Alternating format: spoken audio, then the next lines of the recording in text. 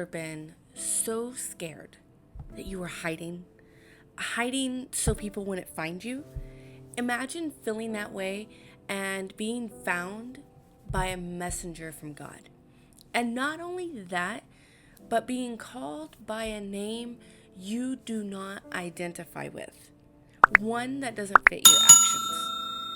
This happened to a man in the Bible. In the book of Judges, chapter 6, the people were in the land of Israel, but they were being ruled by the Midians.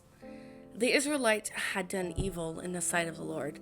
After 7 years of Midian rule, the Israelites cried unto God. God, being a loving God, sent a prophet unto the children of Israel. He reminded them of when God brought them out of the land of Egypt, and he will deliver them again. And then the angel of the Lord appeared. To whom? Where? To Gideon. As he was threshing wheat, he wanted to hide the wheat from the Midianites. The first thing the angel of the Lord said to Gideon, "The Lord is with thee, thou mighty man of valor." Wow. Here is what I find amazing. God saw in Gideon what he did not see in himself. He even says in verse 15, "O my Lord, wherewith shall I see Israel? Behold, my family is poor in Manasseh, and I am the least in my father's house."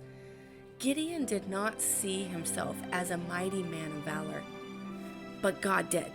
God knew what Gideon was capable of. God knew what he created Gideon to do. He saw past the present into the future. Gideon would probably take 300 men to battle. Gideon would eventually take 300 men into battle. All they had to do was blow a trumpet, break the pitchers, and cry aloud, "The sword of the Lord and of Gideon." They didn't even have to lift a sword to defeat the Midianites. The Midianites destroyed themselves. He was a mighty man of valor. He proved God right. What has God called you?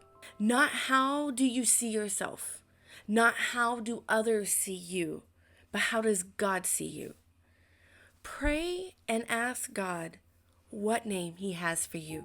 You are not identified by your struggles, your addictions, your problems, or your weaknesses. You are not identified by your worst days or your weakest moments. But God sees you for what he has created you to be. In a world where identity is in question, allow God to identify you. You are his. Let him name you. This is possible only by God's amazing grace. In today's hand lettering, I lettered the verse, "Mighty man of valor," because that's what God called Gideon.